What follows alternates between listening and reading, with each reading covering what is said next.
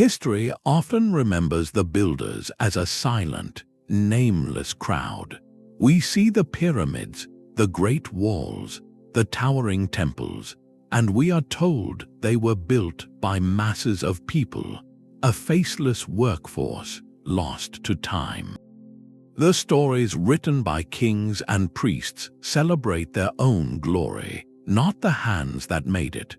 But there is another kind of story waiting to be told, written not in stone for the gods, but in clay and papyrus for the accountants.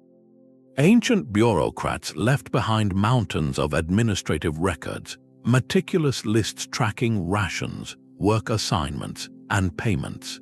This video will use those dry, bureaucratic ledgers as a unique lens to reconstruct the intimate daily realities of ancient laborers, revealing their economic standing and even their occasional moments of surprising agency.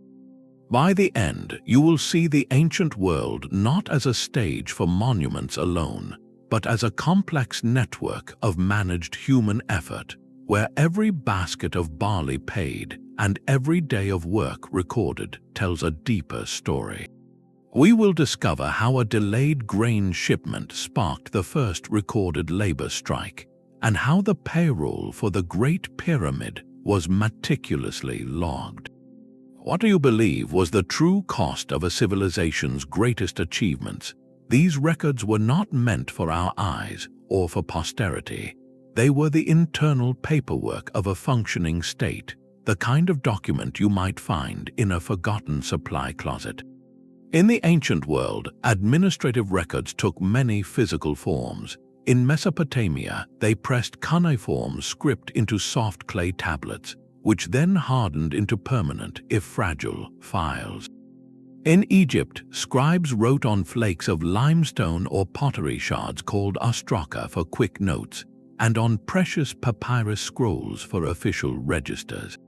Wooden tablets, often coated with wax, served as reusable notebooks across the Roman world and beyond. The formats were practical, rolls and codices designed for storage and reference, not for display.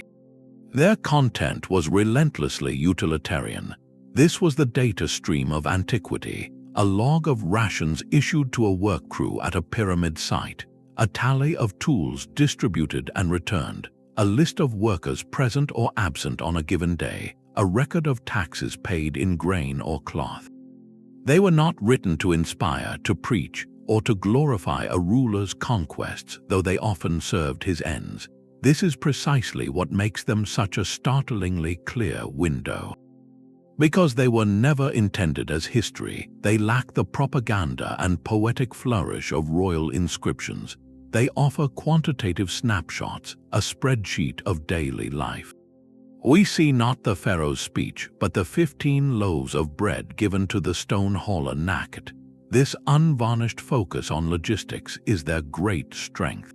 Yet we must read them with care. These ledgers capture what the system chose to measure, success in its own terms.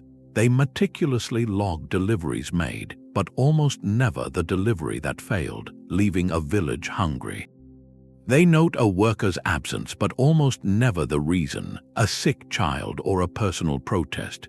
The feelings, the frustrations, the quiet moments of resistance or despair, these are the biases of omission, the silent spaces between the lines of figures. To understand the laborer, we must learn to read both the entry and the empty space it creates. The birthplace of this administrative impulse was ancient Mesopotamia, in the fertile lands between the Tigris and Euphrates rivers. Here, in the 3rd millennium before the Common Era, the world's first cities arose, and with them, a challenge of unprecedented scale. How do you feed, clothe, and organize thousands of people living in one place? The answer was bureaucracy, born not from a desire for control for its own sake, but from sheer necessity. The central powers were the great temple estates and the palaces of the kings, massive economic engines that functioned like enormous, self-contained households. Everything flowed through them. They owned the land, stored the grain, and managed the workshops, and to keep this complex machine running, they needed to account for every resource, especially human labor. The tool of this accounting was the cuneiform tablet. Scribes, trained for years, would take a damp lump of clay and press the wedge-shaped end of a reed stylus into it, creating the distinctive script that gives cuneiform its name. These were not grand monuments. They were memos, receipts, and payroll lists, baked hard by the sun or in a kiln, preserving the most mundane details of economic life for millennia. The records from these temple and palace archives reveal a highly stratified workforce. At the top were the skilled artisans, the smiths, carpenters, and weavers, often listed by name alongside the specific rations of barley, oil, and wool they received as payment. Their value was recognized in the ledger. Then came the vast numbers of unskilled laborers, often conscripted through a Corvée system, a form of required public service.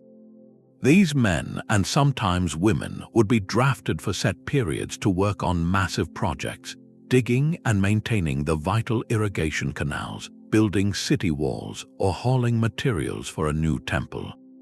Their entries are often more impersonal, tallied as numbers from a particular village or district. Finally, the records also account for enslaved individuals, people who are considered property and whose labor was wholly directed by the institution.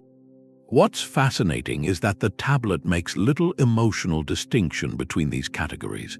A weaver, a canal digger, and an enslaved person might all appear on the same ledger, their worth quantified in identical measures of grain.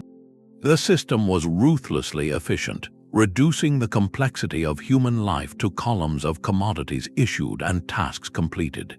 In doing so, however, it accidentally created an incredibly detailed paper trail, a fossil record of daily toil that lets us see, for the first time in history, the sheer scale of managed human effort required to build a civilization. That clay tablet's most frequent entry was a measure of grain. For the ancient laborer, survival was literally quantified, line by line, in the ledgers of the state. Primary form of payment across these early empires was not coin but ration. In Mesopotamia, the standard currency of compensation was the seela of barley, a dry measure roughly equivalent to a liter. Administrative records from sites like and Lagash detail a remarkably consistent system. An adult male laborer engaged in heavy construction or canal work could typically expect a monthly ration of 60 seela of barley. To put that in a modern frame, that's about 60 liters of grain, which historians and archaeologists estimate would translate to roughly 2,000 calories per day. It was a calculated allotment, enough to sustain the physical effort required, but with little room for error. The system acknowledged differences. Women, often employed in textile workshops or food processing, generally received a smaller ration, around 30 to 40 seela. Children's rations were smaller still, scaling with their age and presumed caloric need. This wasn't a salary in our sense. It was a physiological fuel allowance, calibrated by the institution to keep its human machinery running. But the ledgers sometimes show more than just bare subsistence. Occasional bonus issues appear, recorded with the same bureaucratic precision. A crew that met a quota might receive an extra allotment of beer, a nutritious and safer alternative to water. Special entries note distributions of fish, or on rare festivals, even small amounts of sesame oil or dates. These were powerful incentives, moments of recognition within an impersonal system. They hint at a management strategy that understood the value of a morale boost, a tangible thank you written in food and drink. This ration system created a profound dependency. The laborer did not own land to grow this barley. He or she was utterly reliant on the temple or palace granary for the next month's survival. Your work was directly exchanged for your family's food, creating a powerful economic tether to the central authority. It prompts a difficult question. Was this a living wage? The caloric math suggests it was designed for subsistence, to prevent hunger from halting work. Yet, those occasional bonuses and the existence of a vibrant local economy for traded goods imply some laborers could, at times, barter a small surplus. Perhaps a worker could save a little barley to trade for pottery or a bit of cloth. The ledger doesn't show that private transaction, but its possibility lies in the margins of the record. The economics of survival were a precise science for the ancient accountant, a balance of calories and control written in columns of grain. The grain ration was only half the equation, its purpose to fuel a body for a very specific set of tasks. The other half was the work assignment itself, and here the administrative records become a meticulous time clock. These tablets and ostraca did not just track what people were given, they tracked what they did, hour by hour, day by day. A single ledger could map the entire labor economy of a region, listing crews assigned to dredge a silted canal, teams dispatched to harvest the palace barley fields, and gangs hauling bricks for a new fortification wall. It was a master spreadsheet of human energy, allocating muscle where the state needed it most. We see this regimented system with striking clarity in records from Deir el-Medina, the village of the artisans who built the royal tombs in Egypt's Valley of the Kings. Here, ostraca fragments detail work logs for the week. A typical entry might note that the crew on the western side of the tomb cut a certain number of cubits into the rock, while the painting team in the burial chamber completed a specific section of a religious scene. There were quotas implicit in the expectation of progress. The work was organized into gangs, each under a foreman, a trusted senior worker who served as the crucial link between the scribe with the checklist and the men with the tools. His job was to translate the administrative order into on-the-ground results. And then there are the absentee lists. These may be the most human documents of all. Mixed in with the tallies of stone moved and bricks laid are simple, stark notes. Pentawarit, absent, caimwasit, ill. The reason was rarely elaborated. The system only needed to account for the missing labor, not the personal story behind it. But to us, these brief entries are poignant. They are a silent testimony to the physical toll of this work, the ever-present risk of injury or illness in an age before modern medicine. A missing worker meant a family's rations might be reduced, adding economic anxiety to physical hardship. Yet, the very fact that these absences were recorded officially, often without immediate punishment noted, suggests a system that expected a certain amount of attrition. It was built to absorb the reality of human frailty, to keep the project moving even when an individual could not. This creates a powerful image of daily life. Imagine the dawn muster, a foreman calling names from a papyrus roll as the scribe marks his own copy. The crew is accounted for, their task for the day reiterated. They are not anonymous slaves in a Hollywood epic. They are knacked and pentawarit and caimwasit, their presence or absence a data point in a vast administrative machine. Their world was one of monitored routine, where the measure of a day was not in hours, but in cubits of rock cut or baskets of earth moved. The record sought only efficiency, but in pursuing it, it accidentally preserved the rhythm of their toil, the structure of their days, and the quiet, individual interruptions that remind us they were people, not just entries on a list. But the ancient ledger was far more than just a payroll for ditch diggers. It reveals a world of remarkable specialization, a hidden hierarchy of skill that commanded real value. Look closely at a Mesopotamian temple account, and the list of personnel reads like a directory for an entire town's economy. Here is the carpenter, the reed worker, the leather tanner, the potter, the metalsmith. Each is listed not as a generic laborer, but by their precise craft, and crucially, their rations reflect this distinction. The skilled goldsmith working on a cult statue for the temple might receive not only a higher grain allotment than a field worker, but also special issues of precious materials like gold dust or lapis lazuli, meticulously logged as both payment and responsibility. In Egypt, the records from the royal tomb builders at Deir el-Medina show a clear professional ladder.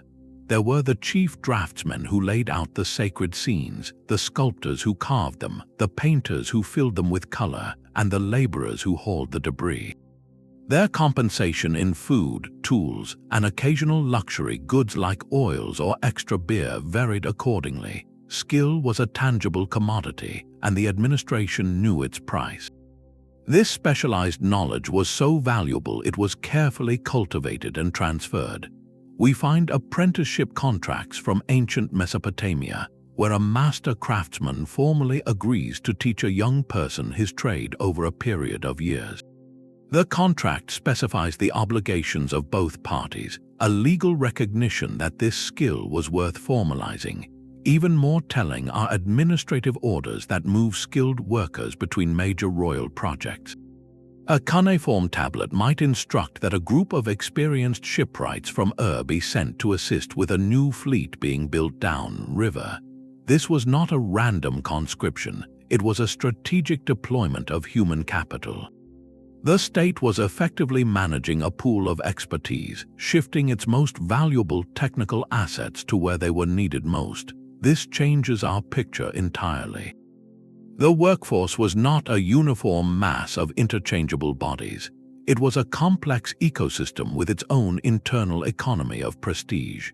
A master stonemason had a different social standing, a different economic reality, and a different relationship to power than the man who carried his water. The ledger, in its coldly economic way, confirms this. By recording the carpenter's hire ration or the smith's special material issue, it silently acknowledges that some hands were worth more than others. This created pathways, however narrow, for individual recognition and even a degree of mobility. A talented apprentice could rise, his name eventually appearing on a different, better-paid list. The system needed his skill and was willing to account for it. For the majority of people in these ancient societies, their labor was not a profession but a duty. This was the world of Corvée, a system where free individuals, often peasants who owned or rented small plots of land, owed a set amount of labor to the state each year. It was a tax paid not in grain but in the sweat of your brow. Records from the old Babylonian period show how this worked with bureaucratic precision. A village would be required to send a contingent of men for a month to work on the king's irrigation canals. Their names were listed on a tablet, and their absence would be noted, likely incurring a fine or a demand for a substitute. This was not a choice. It was an obligation tied to your status as a subject, a direct claim on your body and time by the ruling power. In Egypt, the system was famously used to build the pyramids and other monumental projects. Papyrus documents indicate that crews were not permanent enslaved populations, but rotating teams drawn from villages across the country. A man might serve for a season, hauling stone blocks under the hot sun, and then return home to tend his own fields, his duty fulfilled for the year. The hardship this created is written between the lines of these administrative lists. The timing was often brutal. Corvée service was frequently demanded during critical agricultural periods like planting or harvest. A peasant forced to dig a canal for the state in spring might return to find his own family's crops failing, a personal disaster born of public service. The state's calendar and the farmer's calendar were in constant, stressful conflict. Yet, the system sometimes acknowledged its own weight. Some legal codes, like those from ancient Mesopotamia, placed explicit limits on this compulsory service. A text might stipulate that a free citizen could not be conscripted for more than 1 month per year, or that they must be provided with food and tools during their service.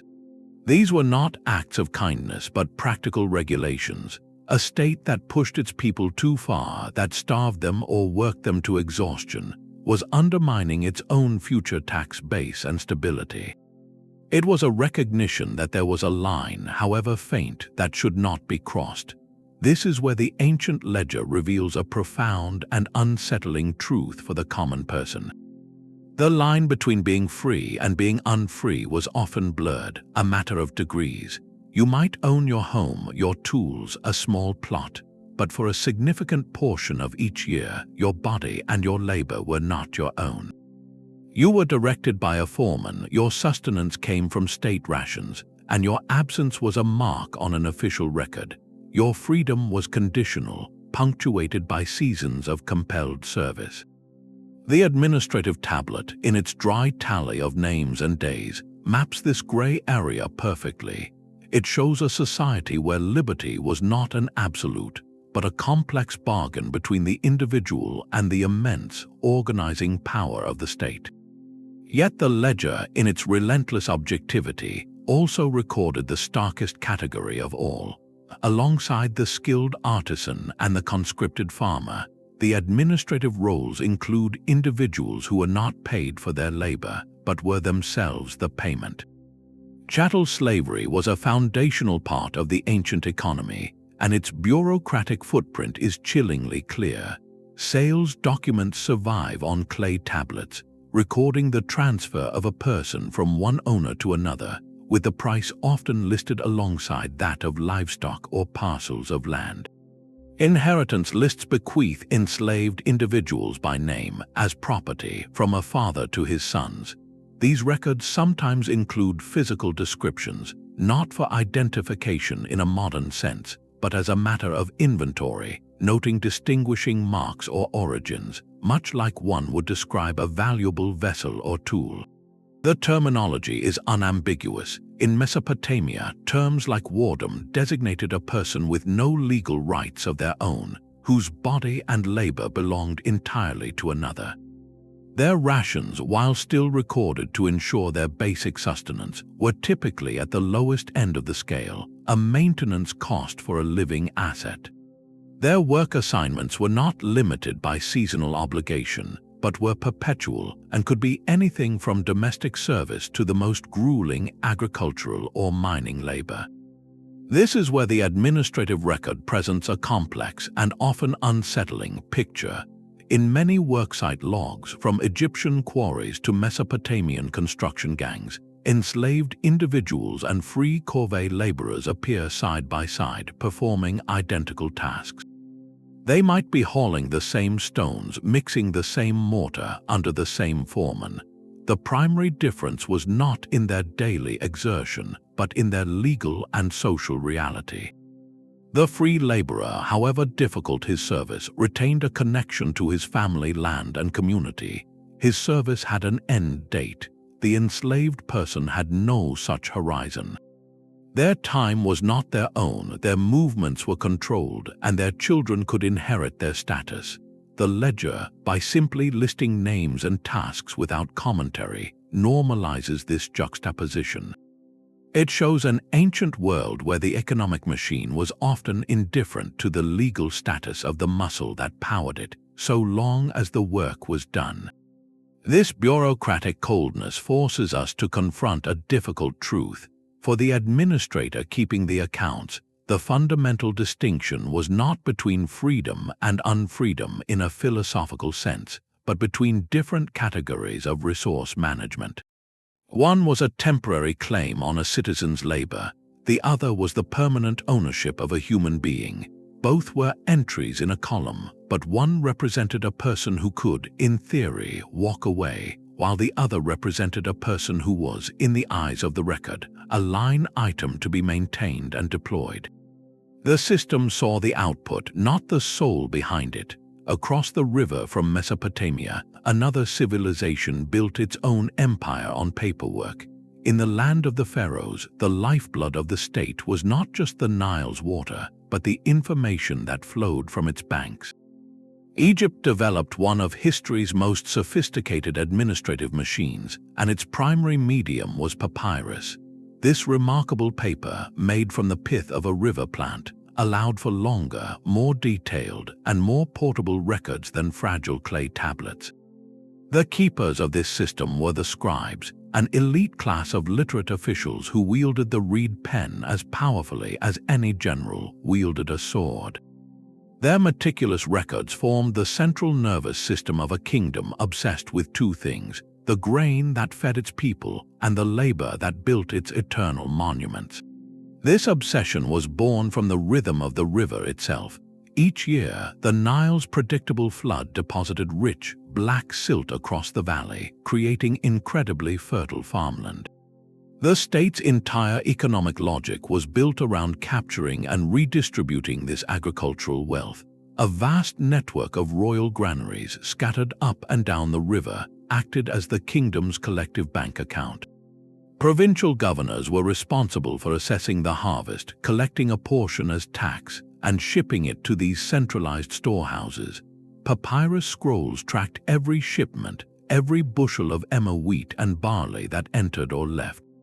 This was not merely bookkeeping, it was the foundation of pharaonic power. Control the grain and you control the population.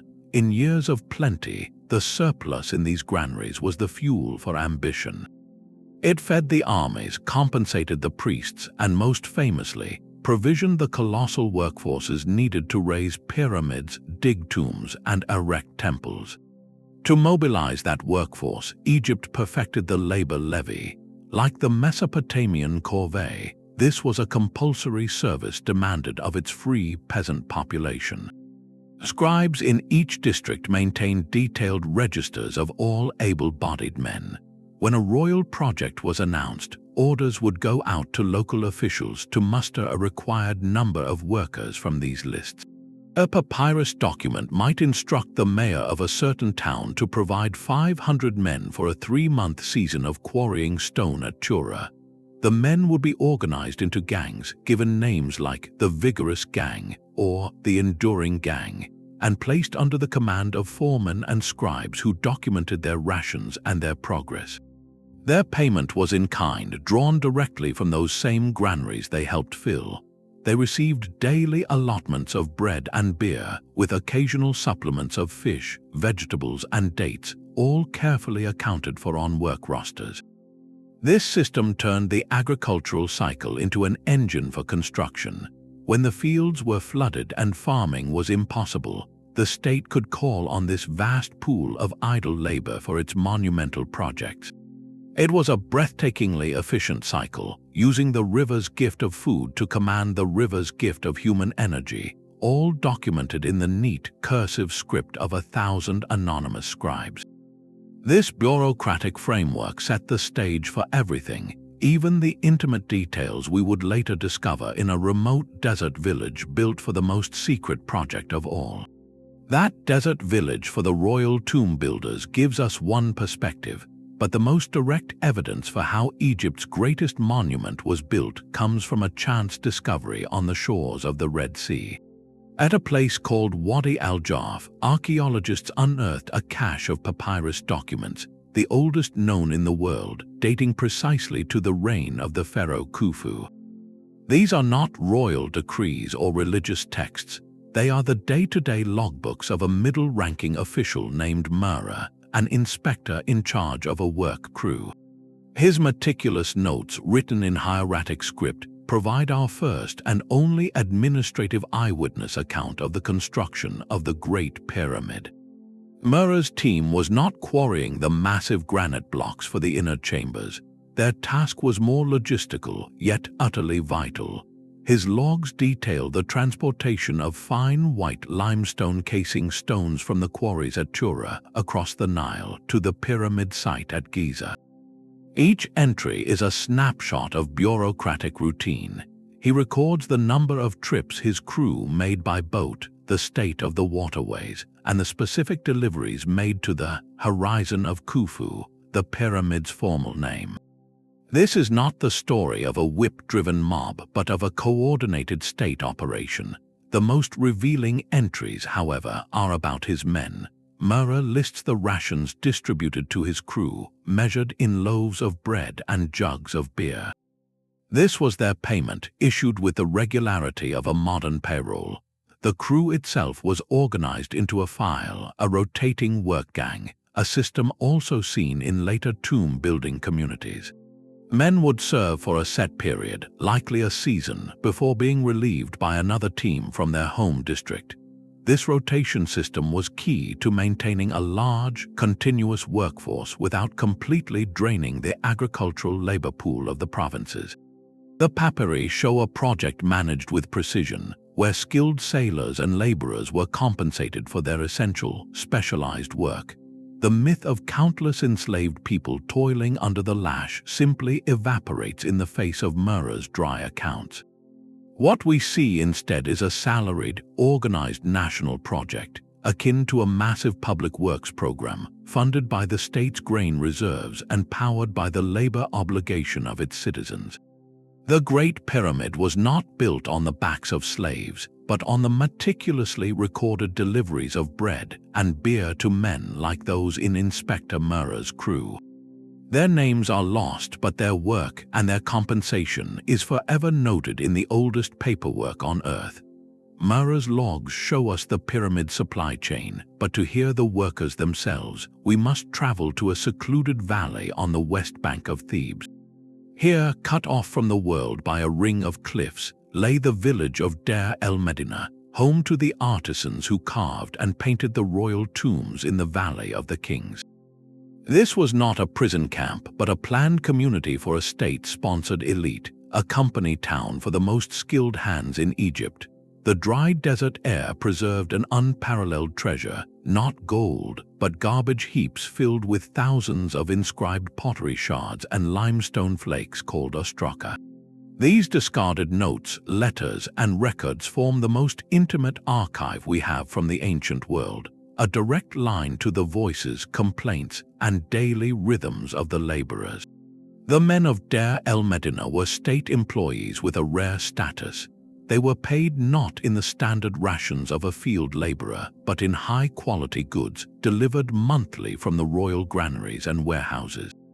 A typical payment might include sacks of the finest emmer wheat, large quantities of beer, fresh fish and vegetables, and even occasional luxury items like cakes, dates, and oils for cooking and lighting. Their housing, though modest, was provided by the crown. This was a privileged existence, a reward for their irreplaceable skill in creating the pharaoh's eternal resting place. The work itself was demanding but structured. They operated on a 10-day work week with 8 days on followed by 2 days off, a rhythm that allowed them time in their village. Even more remarkably, the records show they had a degree of control over their own labor. If a worker was ill or had personal business, he could hire a substitute, often a relative or another villager, to fulfill his shift. The payment for this substitute would come from the original worker's own rations, a private arrangement the state bureaucracy simply noted without interference. Furthermore, these artisans were not limited to their royal duties. On their days off, they used their elite skills for private commissions. Ostraca reveal they carved beautiful stone vessels, crafted furniture, and even decorated private tombs for wealthy officials in Thebes, earning extra income on the side. This was a thriving cottage industry operating in the shadow of the king's greatest project. The village even had its own local court, where disputes over property, contracts, and personal conflicts were adjudicated, often by the foremen of the crews themselves. The most human documents are the letters and complaint notes. One famous Ostracan records a worker's frustration when a delivery of high-quality fish promised by the administration failed to arrive. He and his crew wrote a formal collective note, not a riot but a bureaucratic appeal stating their case clearly. They knew their value, and they were not afraid to use the system's own language to demand what they were owed. Deir el-Medina presents a stunning paradox. These were men engaged in the most secret, sacred work for an absolute monarch, yet they lived with a level of economic agency and personal voice that feels remarkably modern. They were not anonymous cogs, they were Painab and Kenhakepeshef, individuals whose disputes, payments, and days off were meticulously recorded, not just by the state but often by themselves. In this remote desert village, the administrative record finally gives the laborer a face, a name, and a quiet, persistent demand to be heard.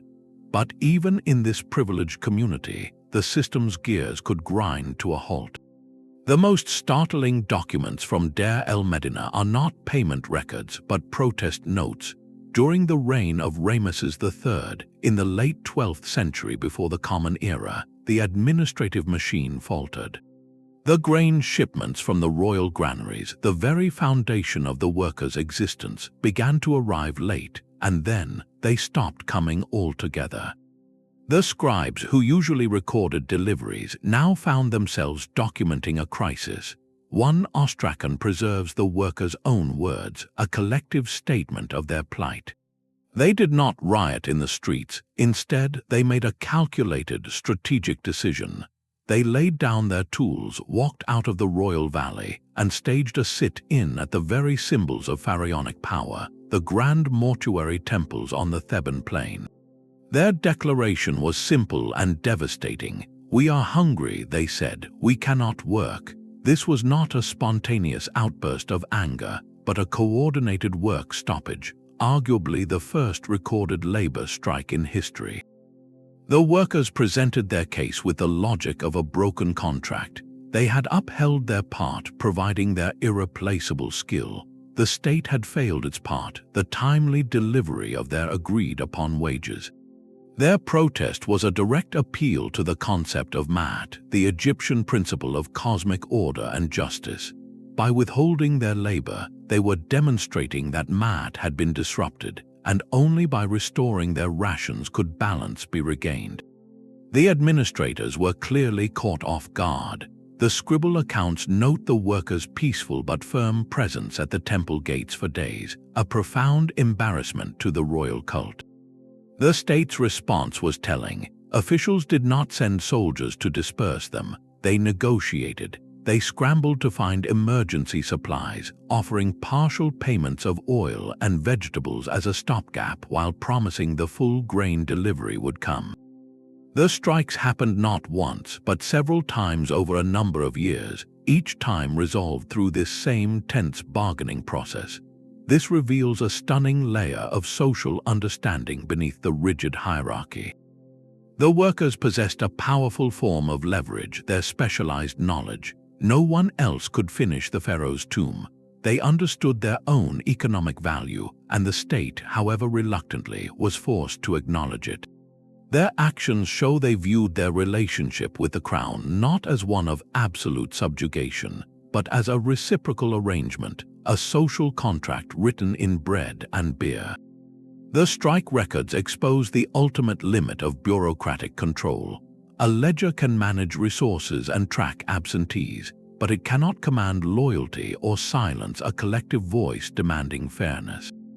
In those tense standoffs at the temple gates, the dry numbers of the administrative record transformed into something profoundly human, a shared insistence on dignity. The system, for all its meticulous power, depended entirely on the willing hands of the people it sought to measure. The strikes at Deir el-Medina were a powerful statement, but they remained an internal dispute within a closed system. As empires grew larger and more complex, the relationship between labor and record-keeping had to evolve. In the sprawling world of Rome, administration became less about direct rationing from a central granary and more about formalized agreements, a system built on contracts and meticulous private account books. This was a world where literacy was more widespread among the elite and the merchant class, and where a sophisticated body of law sought to define every transaction. The tools of this new bureaucracy were the tabula, a wooden tablet coated with wax for temporary notes and calculations, and the more permanent papyrus contract, thousands of which have survived in the dry sands of Roman Egypt. These documents reveal a significant shift. While compulsory labor certainly still existed, there was a growing reliance on hired work, even for tasks we might consider menial. A farmer needing extra hands for the harvest, a shipper needing dock workers to unload a grain barge, or a builder needing day laborers for a new bathhouse would often formalize the arrangement with a written agreement. These contracts, though imbalanced in power, acknowledged a mutual obligation. They specified the work to be done, the duration, and the payment in coin or kind. For the laborer, this fragile papyrus slip was proof of a promise, a tiny anchor of security in an uncertain economy. The most detailed windows into this system come from the records of the vast agricultural estates, the latifundia. The account books of a single large estate, preserved at a place like Hieronymus in Egypt, are breathtaking in their scope. They track every expense, from the wages paid to the chief vinedresser down to the cost of feeding the oxen. We see payroll lists for seasonal workers brought in for the grape harvest, their names and daily wages carefully noted. We see contracts with skilled irrigators, specialists who manage the water wheels and canals, commanding higher pay due to their technical knowledge. The estate manager, acting like a modern chief operating officer, used these accounts to calculate profit and loss, to identify inefficiencies, and to manage a workforce that could number in the hundreds. This was capitalism in its ancient form, and the laborer was a line item in its ledger. But even here, within this commercial framework, the record sometimes betrays a more human touch.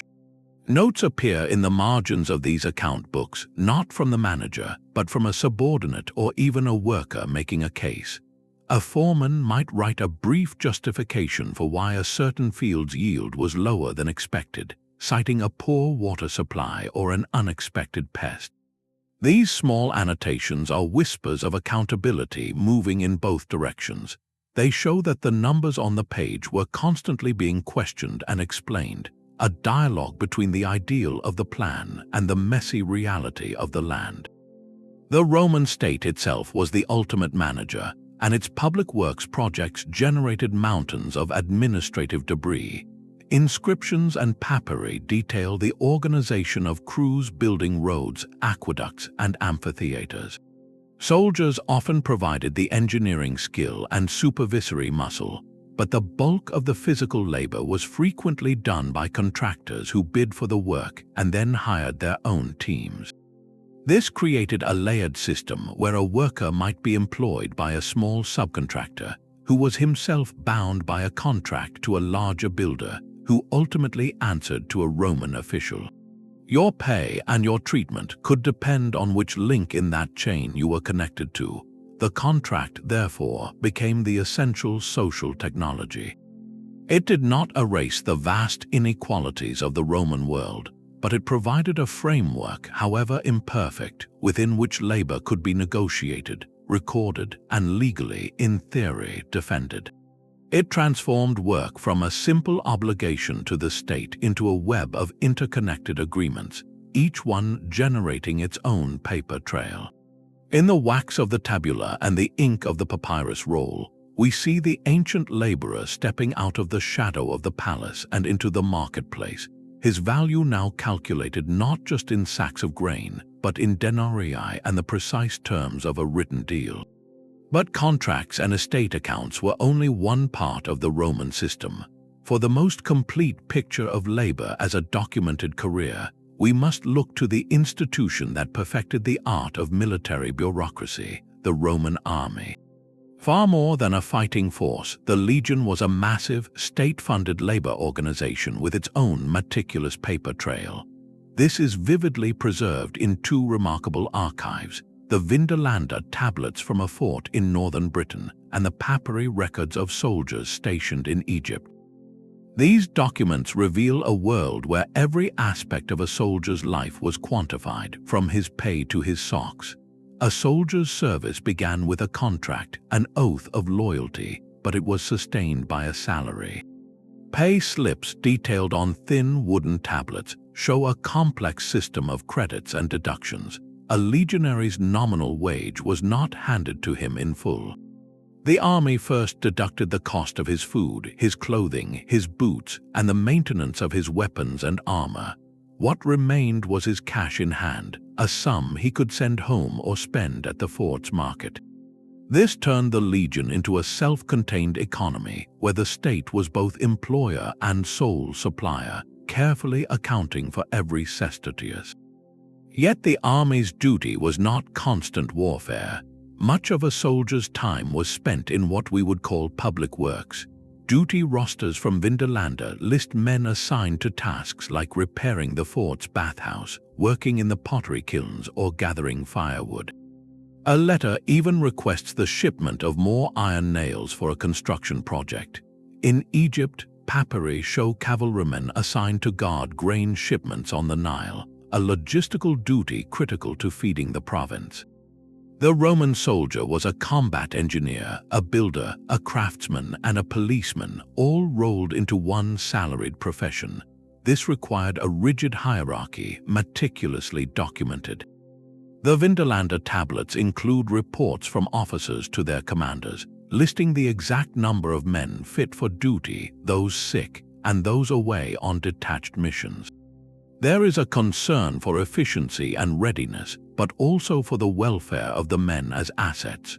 One famous letter is an invitation from the wife of a commanding officer to a birthday party, a glimpse of the community life that existed within this disciplined structure. The army offered a clear, if demanding, career path. After 25 years of service, a legionary was granted a lump sum pension and often a plot of land. This promise of future security was a powerful incentive, turning military service into one of the most stable labor contracts in the ancient world. The bureaucracy that tracked his every deduction also guaranteed his ultimate reward. In the cold, wet frontier of Britain or the dusty forts of Egypt, the Roman soldier lived a life defined by lists and ledgers. His value was calculated, his duties were assigned, and his future was documented, not on grand monuments, but on the humble, everyday writing tablets that managed an empire. The rigid structure of the legion, however, was not the only way working people organized themselves. Across the cities and towns of the Roman world, a different kind of community thrived, one built not on military command but on shared skill and mutual aid. These were the collegia, the professional guilds that brought together bakers, shipwrights, carpenters, and dyers. While the state's records tracked them as taxpayers, the collegia kept their own, far more personal archives, revealing a vibrant layer of social and economic life operating parallel to imperial power. Membership in a guild was a mark of professional pride and practical necessity. To join, an artisan paid an initiation fee and regular dues, all carefully logged in the guild's ledger.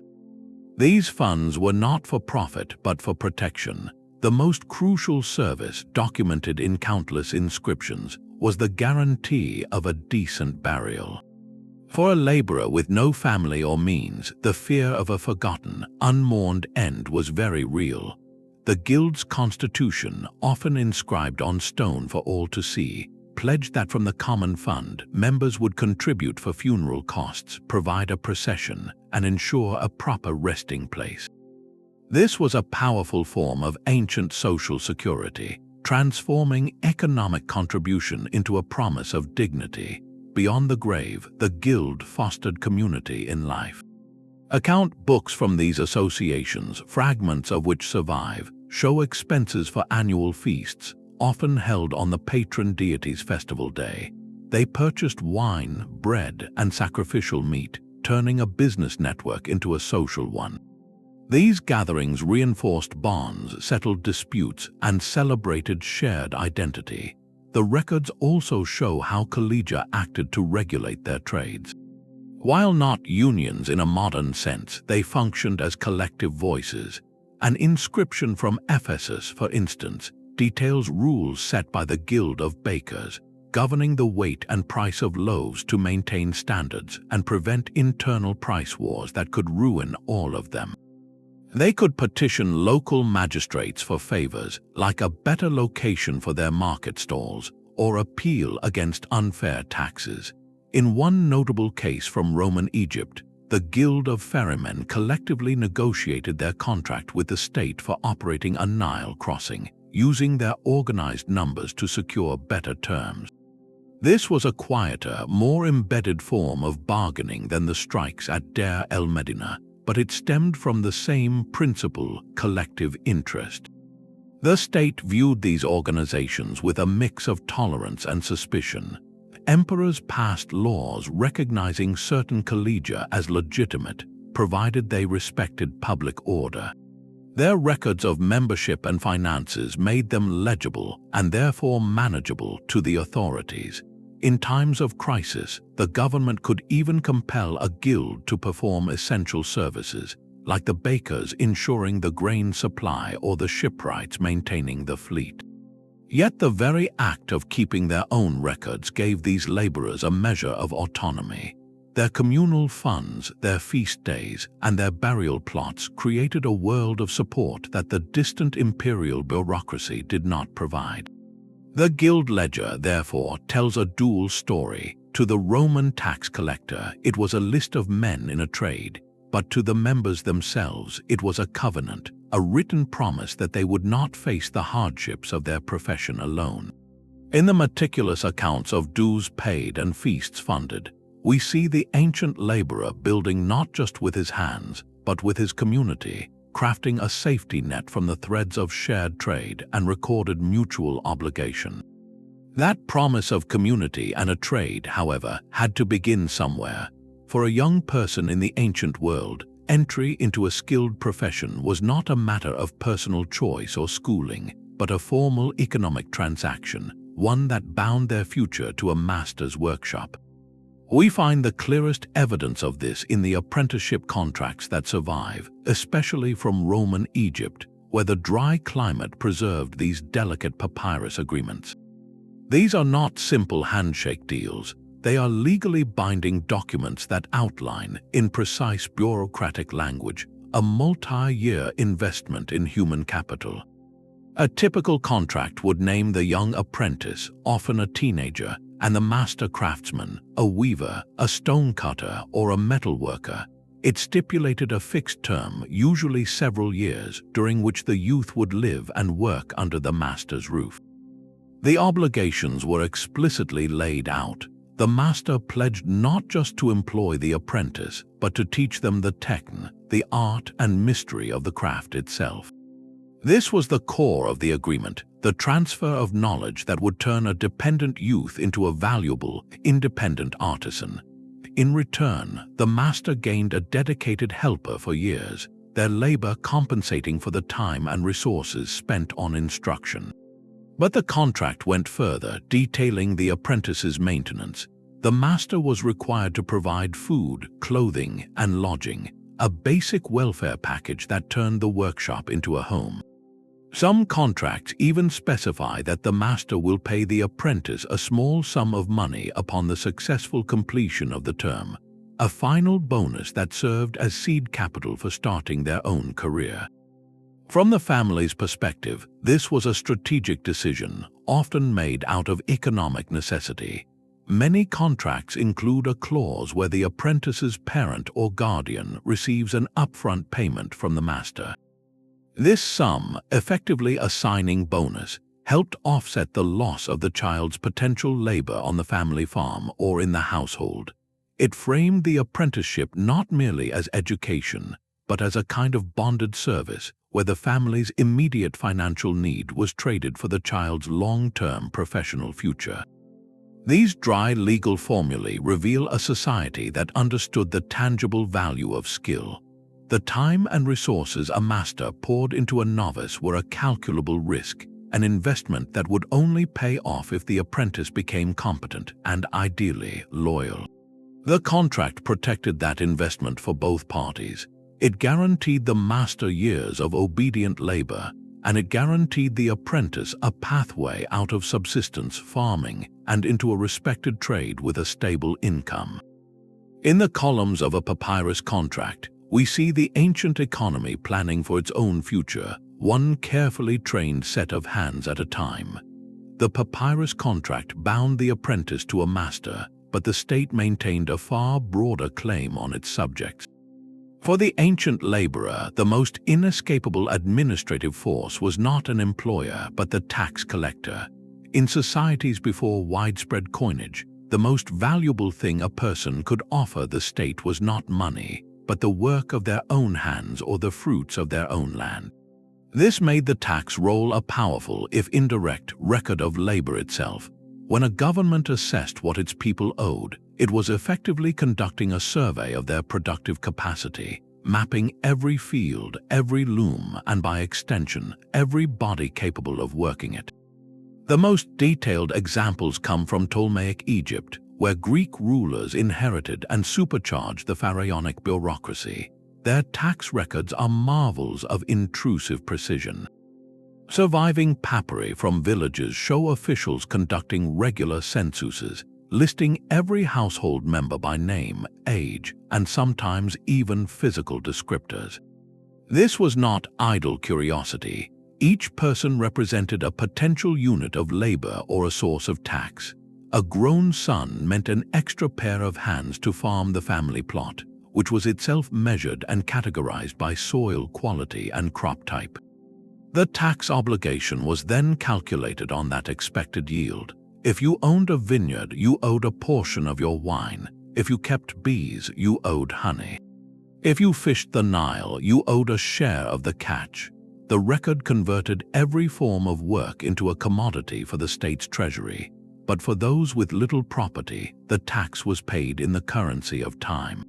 The Corvée system was at its heart a labor tax. The census determined who was eligible, and the local official's ledger became a draft list.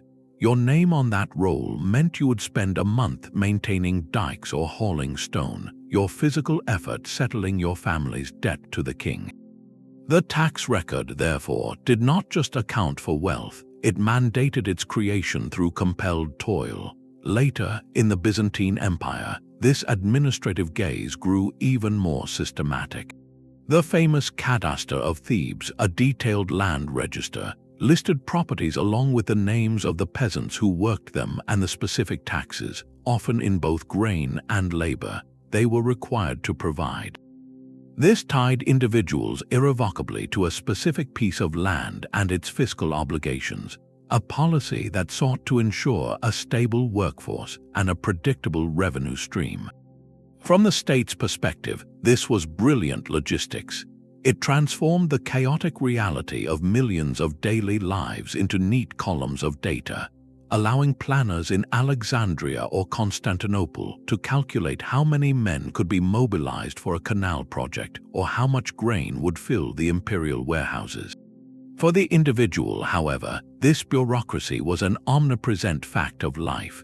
The scribe's visit to measure your field or update the village census was a moment of profound consequence. His notes determined whether the coming year would be one of manageable contribution or crushing demand. The tax record made the abstract power of the state viscerally personal, quantifying your worth in measures of barley and days of your life. In these endless lists of names and obligations, we see the ultimate purpose of ancient administration, to harness the collective labor of an entire society, one meticulously documented person at a time. The ledger's columns of names and rations hold another, quieter story, one that runs parallel to the world of male artisans and conscripts. For the administrative system, labor was labor, regardless of who performed it, and its meticulous records therefore capture the essential, yet often overlooked, work of women and children. These documents offer our clearest window into their economic lives, not through grand declarations, but through the simple, repeated act of accounting for their contributions. In the ration lists from Mesopotamian temple estates or Egyptian royal workshops, the population is carefully categorized.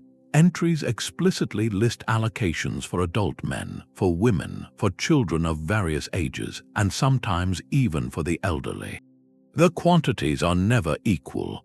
A standard ration for a woman engaged in manual labor might be set at 30 selah of barley, precisely half the 60 selah allotted to a man doing heavy construction. A child's portion would be smaller still, scaling down with their size. This was not an arbitrary distinction, but a calculated economic hierarchy written directly into the food supply. The system saw them as requiring less fuel, and their labor was valued at a lower rate. Yet by recording them at all, the ledger forces us to acknowledge their indispensable role in keeping the ancient economy functioning. Within the great institutional households, the palaces and temples, women's work was highly specialized and vital. One of the most commonly recorded roles was that of the weaver. Administrative texts from cities like and Lagash list large workshops, sometimes employing hundreds of women, who transformed raw wool into vast quantities of cloth. This textile was a fundamental economic product, used for clothing, for sales, for trade, and even as a form of currency itself. The records track every stage, from the distribution of raw wool to the women, to the weighing of the finished cloth they returned. Their skill was a managed state asset. In Egypt, similar documents note women assigned to food preparation, grinding grain into flour on heavy saddle querns, a physically demanding task essential for producing the bread that fed the workforce. Others were employed in brewing beer, another staple of the ration system. These were not casual domestic chores, but institutionalized industries. The women performing this work often lived in designated quarters under the supervision of female overseers, their lives and output integrated into the same bureaucratic machine that managed the quarrymen and the soldiers. Their world was one of quotas and measured rations, their economic existence defined by the same papyrus scrolls and clay tablets. Children, too, appear in these functional records, not as dependents alone, but as contributors. From a very young age, their capacity for work was recognized and utilized. In pastoral societies, a common entry in household accounts is the assignment of children, often boys, to tend flocks of sheep or goats. This was light but constant labor, well suited to their abilities and freeing adults for more strenuous tasks. In craft workshops, children might be listed as assistants, fetching materials, cleaning tools, or performing simple repetitive actions under the watchful eye of a master or a parent. There is evidence from Deir el-Medina that the sons of tomb artisans would learn the trade from their fathers, effectively beginning an informal apprenticeship through observation and helping hand. The system had a place for them, and it calibrated their sustenance to their level of expected output. Their rations were a form of training wage, an investment in their future productivity as much as a payment for their current help. The stark consistency of the lower compensation for women and children across millennia and cultures speaks to a deeply ingrained social logic. The ancient administrator, in his pragmatic calculations, was reflecting and reinforcing the societal values of his time. A woman's labor, though essential, was often viewed as supplemental to a male-headed household's primary income. A child's work was part of their upbringing and obligation to their family.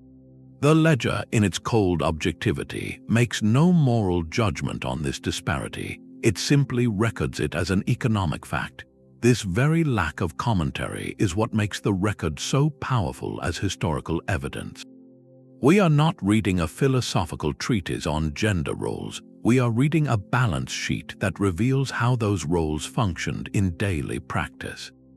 The numbers tell us that the monumental achievements of the ancient world, the granaries that fed cities and the temples that awed them, rested not only on the backs of men, but on the skilled hands of women and the early toil of children, all carefully tallied in columns of grain and wool.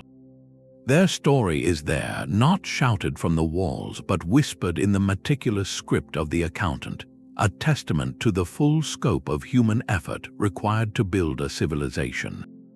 The system of rations and records was not merely a passive accounting of labor, it was a dynamic tool for shaping behavior. Ancient administrations understood that to maintain productivity and order, they needed both the carrot and the stick, and their ledgers carefully documented the application of both. The most common form of discipline was economic.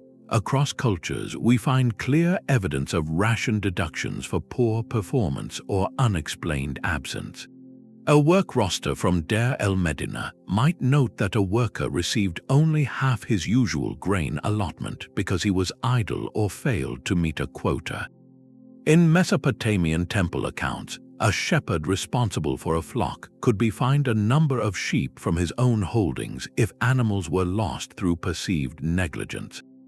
These were not violent acts but calculated financial penalties, a direct reduction in a worker's livelihood tied directly to their output. The record served as judge and jury, its columns silently enforcing the terms of employment. For more serious infractions, some law codes and administrative notes reference physical penalties.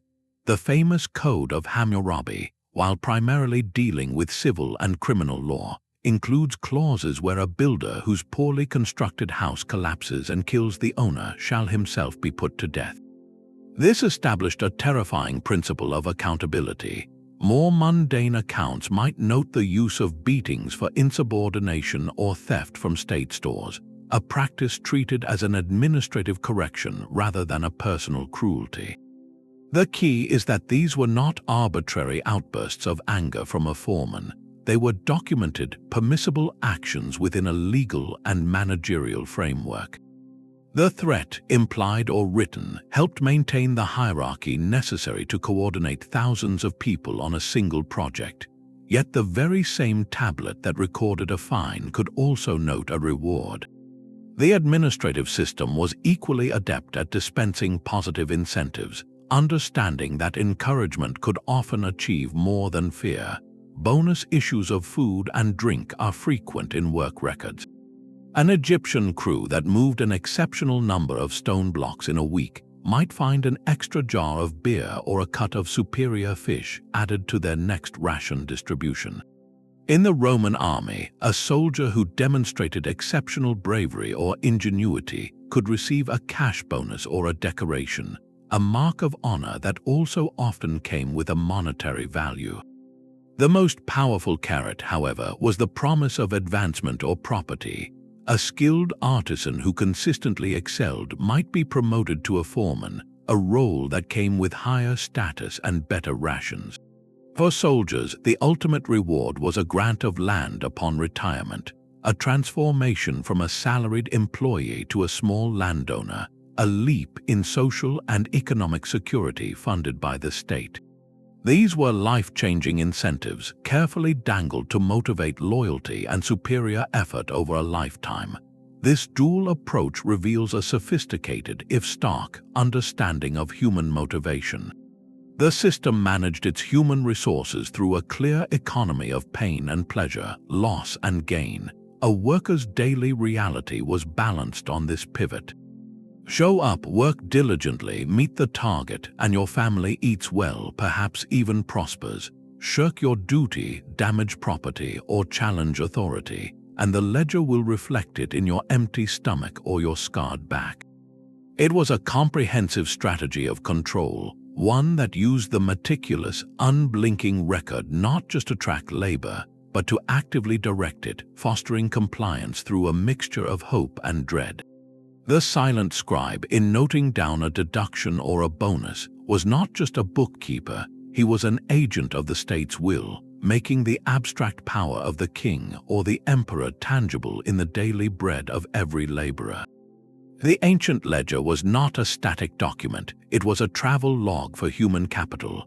Those neat columns of names and rations reveal a world far more mobile than we often assume, where workers, both free and compelled, were constantly on the move, their journeys meticulously tracked by the same bureaucracy that managed their labor.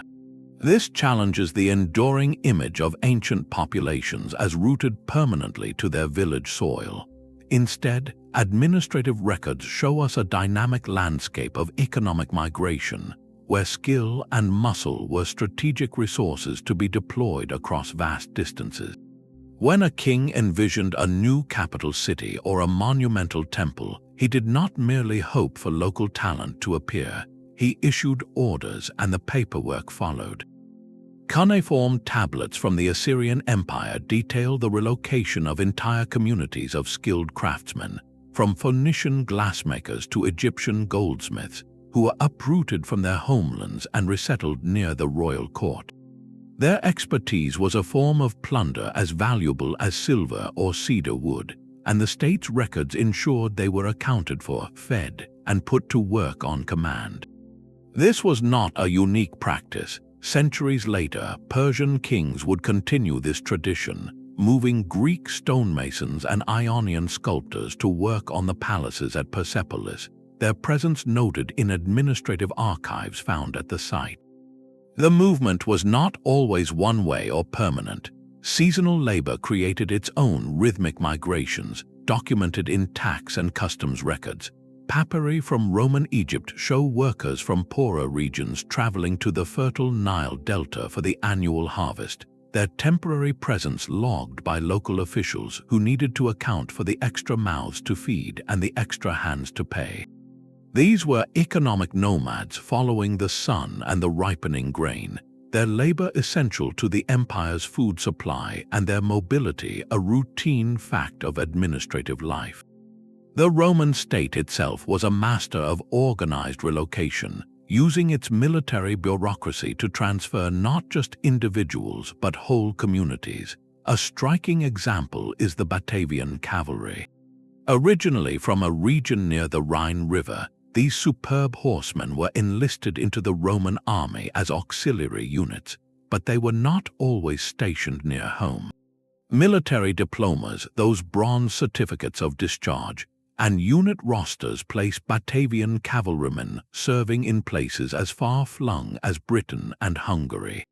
The state moved them where their specialized skills were most needed, and every soldier, along with his family that often followed the camp, was a line item in the empire's personnel files. To facilitate this constant movement, the bureaucracy generated its own form of passport. A Roman citizen traveling on official business or a soldier on leave would carry a diploma, a sealed document that attested to his identity and granted him the right to use the state's courier and transportation system. Shipping manifests found on wax tablets at ports like Pompeii list crew members and passengers alongside cargo, revealing the human traffic that flowed along with sacks of grain and amphorae of wine. These practical documents make the scale of ancient mobility tangible. They show us that the worker, whether a Syrian sailor on a grain ship bound for Rome, a Gallic blacksmith transferred to a frontier fort, or a family of weavers moved to a new royal workshop, was part of a vast, interconnected system. Their lives were shaped by decisions made in distant capitals, recorded on tablets and scrolls that mapped their journeys across deserts, rivers, and seas. The administrative record, in its pursuit of control, accidentally captured the profound restlessness of the ancient world, a story of economic forces and imperial will that set countless lives in motion, each departure and arrival noted in the quiet script of a clerk. The meticulous columns of a ledger could also chronicle a body's breaking point. Beyond tracking days worked, these administrative documents hold quiet notes on days lost to illness and injury, offering our clearest view into the physical toll of ancient labor and the system's strained attempts to manage it. A work roster from Deir el-Medina might carry a simple, stark entry beside a name, absent, ill. No further explanation was necessary for the accountant, only the fact of missing productivity. Yet these sparse notes are profound. They tell us the system expected and recorded human frailty, building attrition into its plans. For more serious cases, we find evidence of a rudimentary welfare structure.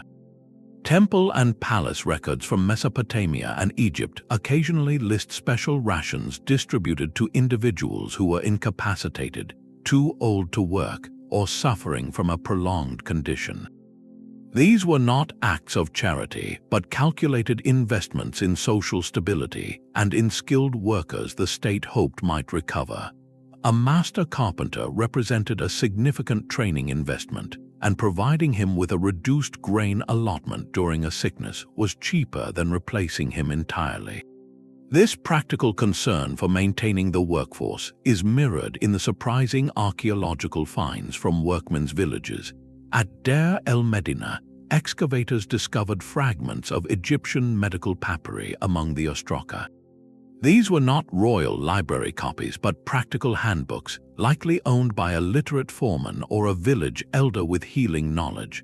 They contained recipes for salves to treat cuts and burns from stoneworking, instructions for setting broken bones, and incantations for fevers. The presence of such texts in a laborer's community suggests a localized grassroots effort to manage health, an informal system of care operating within the formal bureaucratic one. The state provided the grain, but the community itself often had to provide the cure. The administrative machine also revealed its purpose during widespread crisis, when its ledgers transformed from tools of management into maps of catastrophe. In years of famine caused by a failed Nile flood or a prolonged drought, the ration lists take on a desperate tone. Records from late Ramessid Egypt show officials carefully recording drastically reduced grain distributions, a last attempt to manage scarcity through the familiar framework of accounting. Sometimes the system attempted to intervene.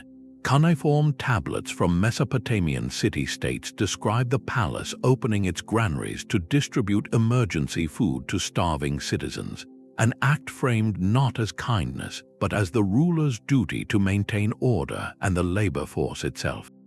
A population that starved was a tax base and a workforce that vanished. The most haunting documents, however, are those that record the system's ultimate failure.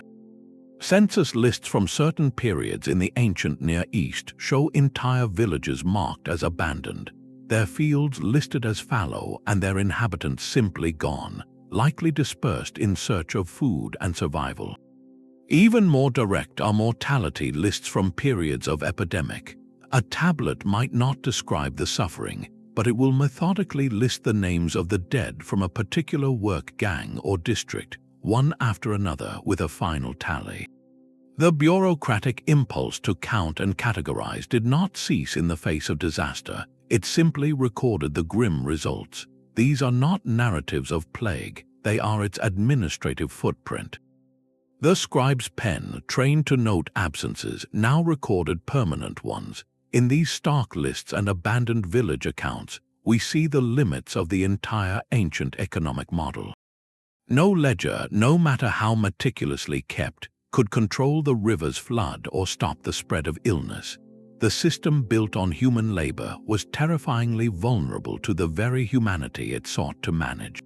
The records of care and the records of crisis are two sides of the same clay tablet, revealing a world where survival was a daily calculation, and where the margin between a managed life and a forgotten one could be as thin as a single failed harvest.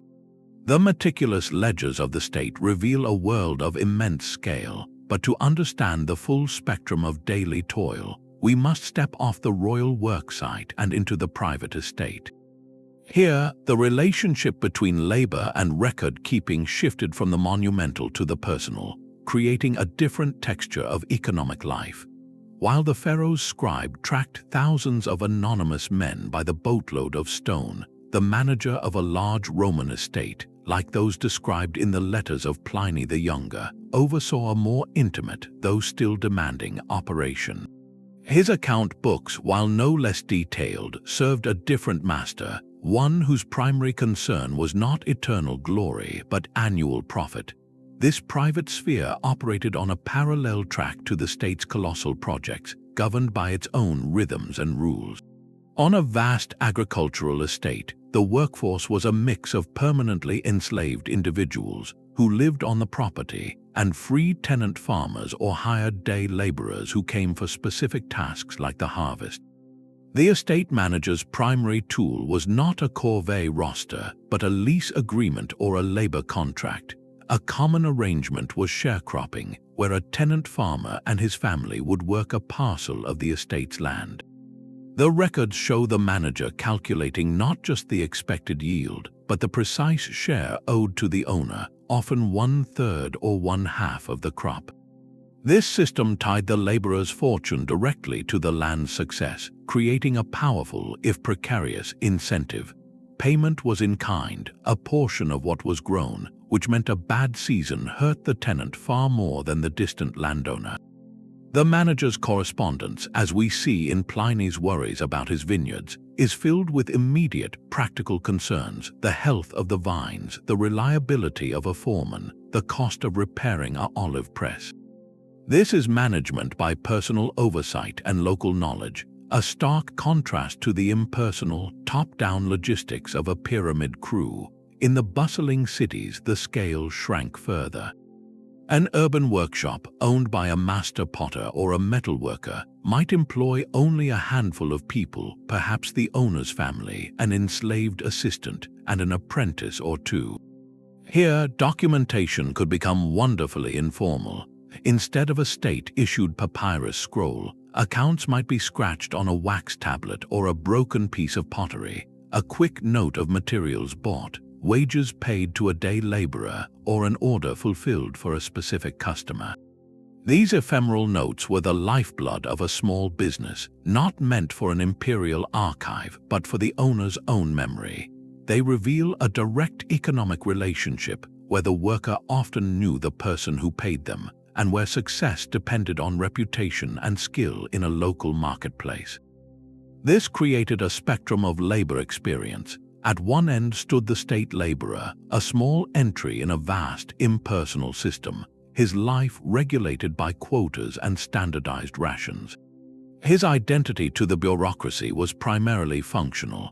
At the other end was the urban artisan or the tenant farmer, whose economic life was woven into a web of personal obligation, local reputation, and direct negotiation. The state worker built for eternity, but his daily reality was defined by a monolithic institution.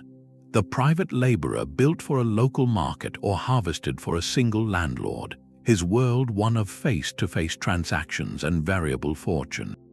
Both realities were documented, but the clay of the tablet and the wax of the private account told subtly different stories, one of a managed population, the other of managed property and personal enterprise. This private world was not necessarily gentler. The tenant farmer's anxiety over drought was profound, and the enslaved person on an estate had no more freedom than one on a state project. But the mechanisms of control and the paper trail they left were fundamentally different, focused on local profit rather than imperial legacy. But the administrative ledger, for all its astonishing detail, could only capture what the system chose to measure. Its columns of grain and lists of names create a powerful illusion of completeness, yet they leave enormous silences. These records were written by managers for managers with a single purpose: to account for resources and output within the formal economy of the state or the estate. They are a view from the top down, and they systematically miss the vast, informal world of labor that existed beyond the official tally. The scribe's pen did not record the countless hours of domestic work performed within the family unit, the grinding of grain by a mother to feed her children, the mending of clothes, the care for the elderly, or the teaching of skills from parent to child. This was the essential, unpaid foundation upon which the entire formal economy rested, the work that sustained the worker, yet it left no paper trail. The emotional texture of toil is also absent. The ledger notes an absence due to illness, but it cannot convey the anxiety of a family facing a lost ration. It records a bonus of fish, but not the moment of relief or celebration it might have sparked in a cramped worker's hut. The fear, the fatigue, the small triumphs, and the deep frustrations of daily life are all lost between the lines of figures. These documents tell us what people did and what they received, but they cannot tell us how they felt. To hear those quieter voices, we must turn away from the papyrus and look to the ground itself. Archaeology provides the essential counterpoint to the written record, especially for those at the very bottom of the social ladder, individuals who rarely, if ever, appeared in any official account. The science of bioarchaeology, the study of ancient human remains, offers profound insights that no scribe ever recorded. By analyzing skeletons from common burial sites, researchers can read the story written in bones. They find signs of chronic stress, like lines in tooth enamel that indicate periods of childhood malnutrition or illness. They observe patterns of arthritis and repetitive stress injuries, the physical signature of a lifetime of hauling heavy loads or kneeling at a grindstone. Healed fractures tell tales of accidents survived, while the wear on joints maps a body's lifelong relationship with hard labor. These are intimate biographies of strain and resilience, written not in ink but in calcium and collagen. The tools themselves, often discarded and broken, speak volumes. The smoothed handle of a stonecutter's hammer, worn to the shape of a particular hand after decades of use, hints at a lifetime of specialized skill. The distribution of simple, homemade pottery or rough stone tools in a worker's village, items never listed in any inventory, reveals a local, informal economy of making and sharing that operated beneath the state's notice. Even housing tells a story. The difference between the standardized state-built homes at Deir el-Medina and the irregular, organically grown huts of a farming village outside any administrative center shows a stark contrast in how people organized their own lives when left to their own devices. The archaeology of everyday life fills in the gaps that the bureaucracy ignored. It shows us the worn sandals, the simple toys, the personal amulets, and the shared cooking pots. It reveals how people adapted, made do, and found small comforts within the rigid structures imposed upon them. The administrative record gives us the system's blueprint, but the material remains show us how people actually lived within its walls. To understand the ancient laborer in full, we must listen to both sources, the precise voice of the ledger and the silent, physical testimony of the bone, the tool, and the home. One tells us the rules of the game, the other shows us how it was truly played, day after exhausting day. The gleaming silver coins of Athens carried a hidden darkness within their metal. While philosophers debated in the sunlit agora, a brutal industry operated in the stifling dark, its story etched not on papyrus but on stone. On the slopes of Laurion, a rugged region southeast of the city, the Athenian state owned rich veins of silver ore. Needing capital and expertise, the city did not run the mines directly. Instead, it auctioned mining concessions, the rights to exploit a specific tunnel or area, to the highest bidder among its wealthy citizens. The terms of these agreements were carved into marble stelae and publicly displayed, creating a permanent administrative record of who owed what to the treasury. These lease inscriptions are our primary ledger for this world. They specify the location of the concession, the winning bidder's name, the annual rent due to the state, and the duration of the lease, often 10 years. The system was designed for maximum profit with minimal risk to the city itself. The wealthy lessee, or metoikos, bore all the costs and dangers of operation, while the state collected its steady, guaranteed income. It was a public-private partnership of the ancient world with profit as its sole commandment. To turn that profit, the lessees needed a workforce willing or forced to enter a subterranean hell. The inscriptions are silent on the miners themselves, but courtroom speeches from the period fill in the grim picture. The orator Demosthenes, in a case about a mining inheritance, casually references owning dozens of enslaved individuals in the mine. This was the industry's backbone, a massive population of enslaved people, considered mere equipment by their owners. They were supplemented by metics, free foreign residents who took the work for pay, and possibly even condemned criminals serving sentences. The conditions described by later writers, though not contemporary, align with the logical horrors of ancient mining. Tunnels were narrow, low, and poorly ventilated, filled with dust and the constant risk of collapse. Men, women, and perhaps children worked by the faint, flickering light of oil lamps, hacking at the rock face in intense heat, their lungs filling with metallic dust. It was labor that consumed lives with a terrifying efficiency, a fact reflected in the cold economics of the era. A speech by the orator Hyperides mentions a mine owner proudly declaring that his enslaved workers were so valuable he insured them for a high price, a statement that reveals how human beings were assessed purely as depreciating assets in a dangerous industry. The silver extracted from this suffering flowed in two directions, creating one of history's most stark and consequential paradoxes. For the private lessee, a successful strike could mean a fortune, catapulting him into the highest tier of Athenian society and funding a political career. For the Athenian state, the revenue was nothing short of transformative. In the early 5th century before the Common Era, a massive new vein was discovered at Laurion. The public debate over what to do with this windfall was decided by the statesman Themistocles. He convinced the assembly to invest the entire sum not in tax cuts or public feasts, but in building a powerful navy of 200 trireme warships. This fleet became the shield of Greece, defeating the Persian invasion at the Battle of Salamis in 480 B.C.E. and securing Athenian independence. Later, the steady stream of mining revenue paid for the very infrastructure of democracy itself. It funded the juror's stipend, the small daily payment that allowed ordinary Athenian citizens, not just the wealthy, to serve on juries and participate in governance without financial ruin.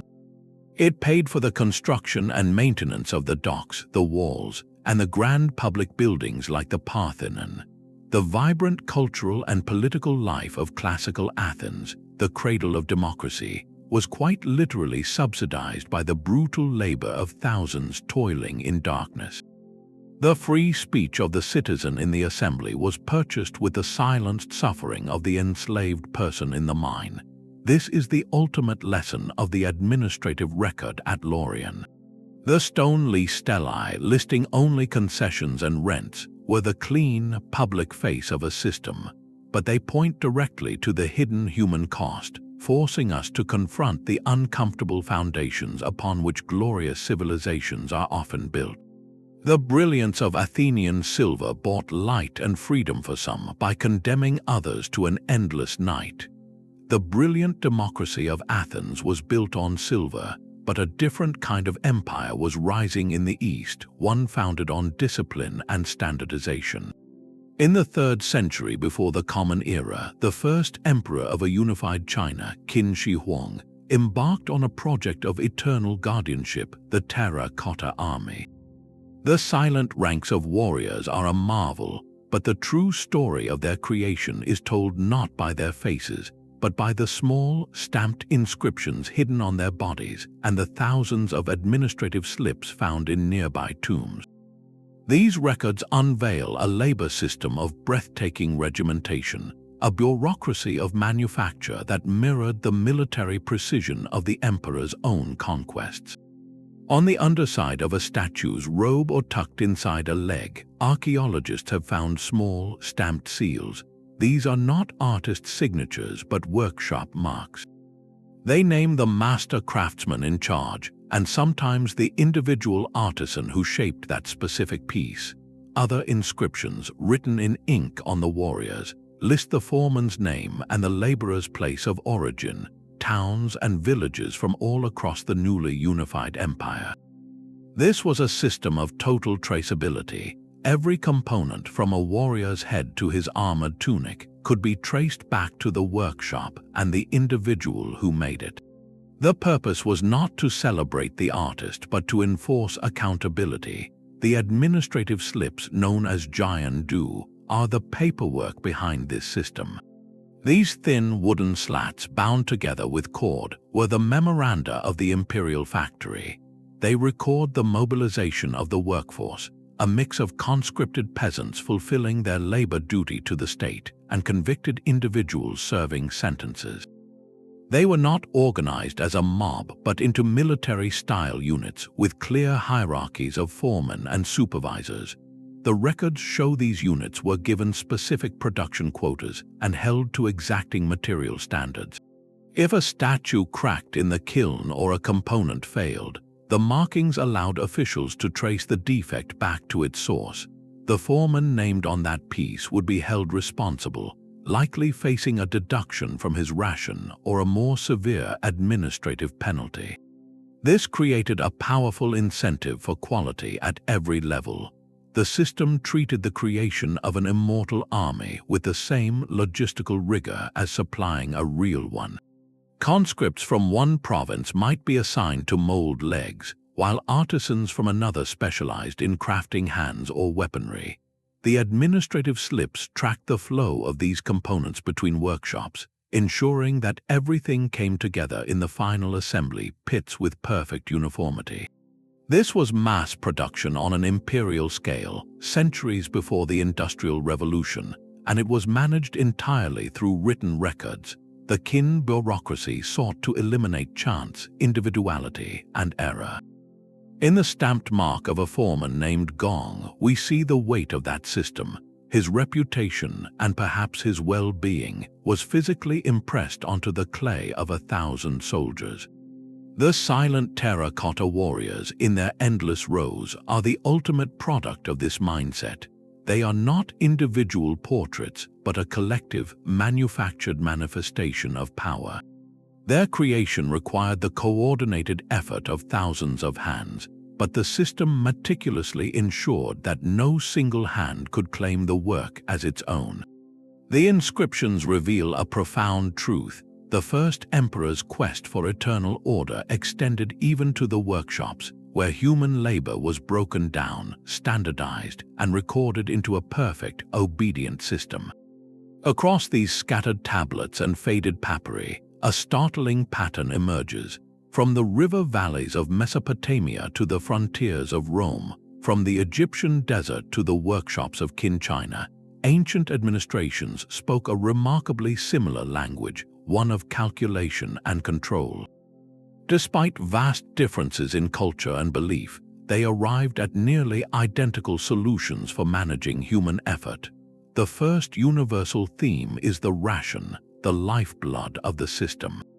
Whether it was 60 sela of barley in Sumer, loaves of bread and jugs of beer at Giza, or the deducted pay of a Roman legionary, the principle was the same.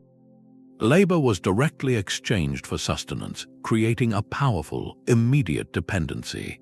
The worker did not sell their time for abstract currency. They traded their physical energy for the calories needed to produce more energy tomorrow. It was a closed loop of fuel and force, meticulously documented in every ledger. Equally universal was the obsession with tracking. The clay tablet, the ostracon, the wooden diptych, and the bamboo slip were all tools for the same purpose, to make the invisible visible. Administrators needed to see, in neat columns, what was spent and what was accomplished. This created a paper trail of astonishing detail, a fossil record of daily life that allows us to reconstruct work gangs, follow shipments, and even hear the echoes of a protest. The bureaucratic impulse to count and categorize was a hallmark of complex society itself. Beneath this uniformity, however, lay a consistent social hierarchy reflected in the numbers. The administrative record is a map of value, and it consistently shows that skill commanded a premium. The master weaver in the tomb painter in Thebes, and the military engineer in Rome all received better compensation than the unskilled laborer hauling bricks or dredging canals. The system was coldly rational. It invested in and rewarded specialized knowledge because that knowledge was essential to the state's ambitions.